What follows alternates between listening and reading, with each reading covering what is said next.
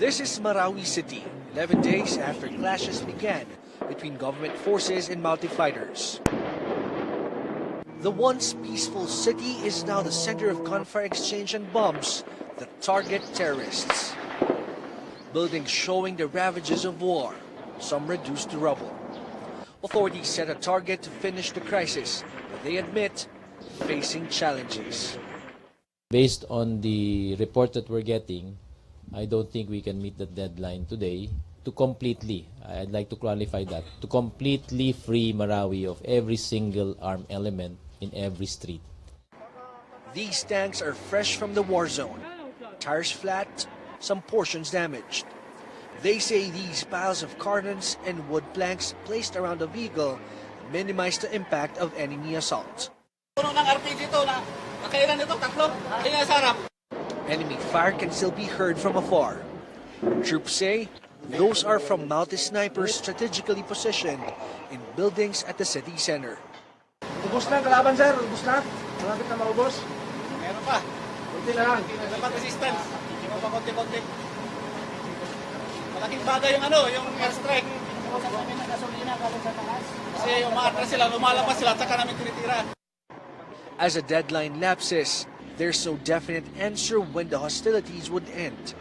But the troops are determined to finish the fight to the end. Taliwas sa payapang paggunita sa Ramadan, kaliwat ka ng putukan ng umaalingaw-ngaw sa Marawi na itinuturing na Islamic City. Sunod-sunod ang airstrikes at pagputok ng Simba tanks. Habang ang tropa ng mga sundalo, pinasok na ang pinagkukutaan ng Maute at Abu Sayyaf. Tumulong na rin ang Philippine Marine sa pagsuyod sa mga barangay. We are using a combat tactics using the surgical airstrikes, and we also do soft approaches. These are facilitating basic services to the people. People are telling us the locations of the enemies. Okay, so we are very thankful for the help of the communities, for the help of the LGUs. Sa gitna ng bakbakan, sabay-sabay na tumakas ang tatlong lalaki na ito na gwardya umano ng isang building. Natatakot po kami lumabas dyan. Sa huling tala, 61 terorista na ang napatay sa bakbakan. 15 naman sa hanay ng militar. Na-recover naman malapit sa Mindanao State University ang ilang gamit na pinaniniwalaang naiwan ng mga terorista. Kabilang ang M16 rifle na may scope at mga bala para sa iba't ibang klase ng baril. Mayroong ding helmet ng isang sundalo at pistol belt na may tag ng PNP. Nakuha rin ang shahada o ISIS flag na ito. Kinumpirma ni Defense Secretary Delphine Lorenzana ang mga nationality ng mga banyagang nasawi sa pahihipaglaban ay mga miyembro ng ISIS. Aniya sa teroristang napatay, 25 ang miyembro ng local Maute group at 8 naman ay banyaga o miyembro ng grupong ISIS. Sa ginanap na press briefing sa palasyo, ibinahagi ni Lorenzana na kabilang dito ay 2 Saudi national, 2 Malaysian, 2 Indonesian, 1 Yemeni at 1 Chechen. There were 8 foreign fighters that were killed. Nationalities, 2 Saudis, several Malaysians and Indonesians, 1 Yemeni, 1 from Chechnya.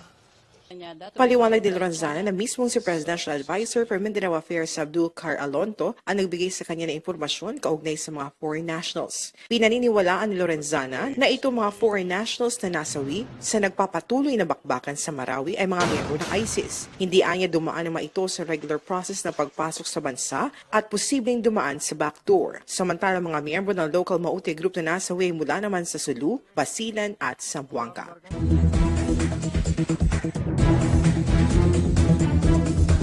Nagpapatuloy ang operasyon ng pamahalaan sa Marawi City para tuluyan ang maubos ang teroristang grupong Maute.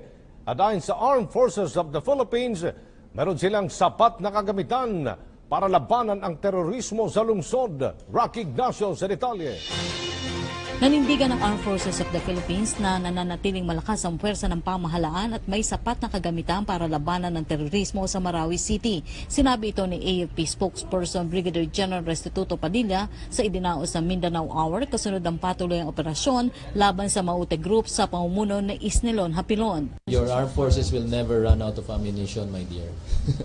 We have the general arsenal to keep on producing, and even if they want to keep this fight up to the end of this month or this week or whatever, we are determined to take care of all these forces that have brought and disturbed the peace, brought violence and disturbed the peace to the peace-loving community of Marawi. So, katulad nga po ng sabi ko sa huling parte ng report natin kanina, kami po ay nananawagan na sana these armed bandits will come to their senses, surrender, or face the dire consequences of military action. And that means sure death. Patuloy rin anyang airstrike para matamo ang target na tapusin ang krisis sa lalong madaling panahon. No, we are not. The incident that occurred the other day involved a particular aircraft, and this will be the subject of the Board of Inquiry. The aircraft and the crew involved have all been pulled out and are administratively back in their headquarters for debriefing as well as counseling. You know, the worst scenario that can be likened to the worst nightmare for every pilot who tries to assist his fellow uniformed services on the ground is to have a case or an incident like this. So we need to assist and help our personnel overcome this. Buo na rin ang Peace Corridor na pinabuo ni Pangulong Rodrigo Duterte para magdala ng agarang tulong sa mga biktima, partikular na sa mga naiipit pa rin sa lugar ng bakbakan. I am pleased to announce today the Peace Corridor has been set up by a composite team of the AFP, PNP, and MILF, who are, as we speak, traveling from Malabang to Marawi to set up the Joint Coordinating, Monitoring, and Assistance Center, or JCMAC. There will be 2 centers, one in Marawi and one in Malabang, and a mobile center plying the corridor.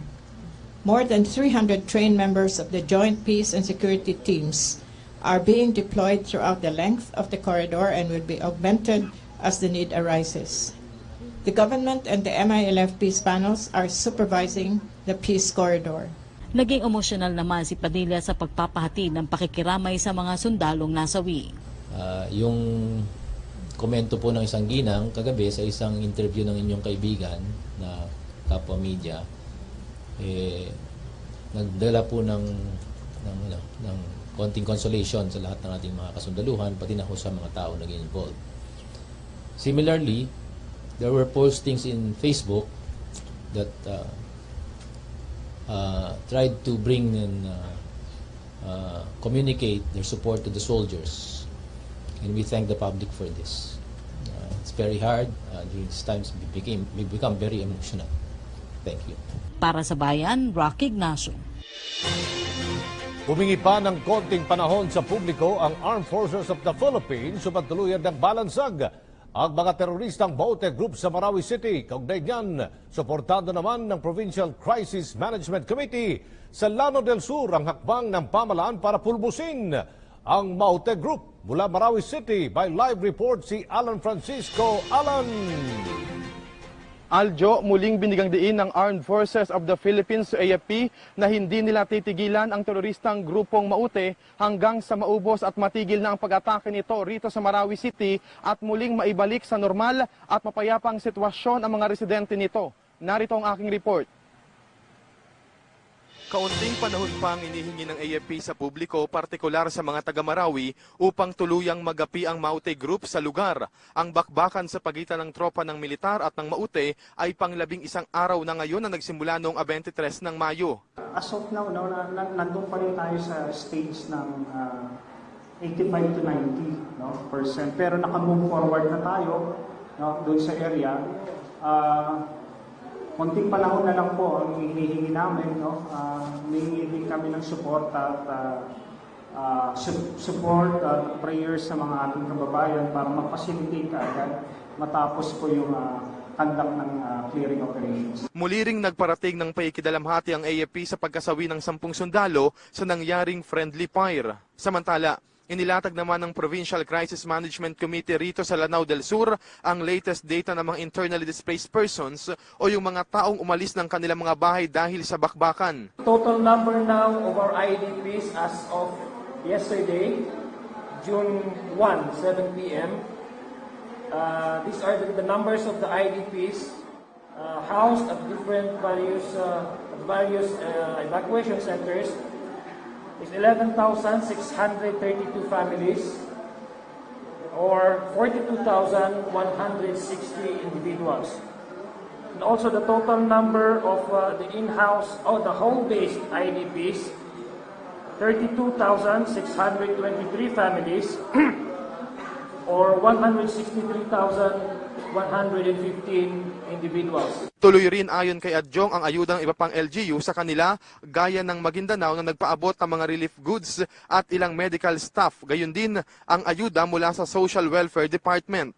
Muli ring nilinaw ni Adjong na hindi tuloy ang pasok sa Marawi City sa Lunes, June 5, alinsunod na rin sa una na ring utos ng Department of Education. Nanawagan din ang komite sa Department of Trade and Industry o DTI na mag-regulate ng presyo sa mga kalapit na lugar ng Lanao del Sur, lalo't may ilang abusadong negosyante aniya ang nananamantala ng sitwasyon kung saan mataas ang pinipresyo sa mga goods o produkto gaya ng bigas.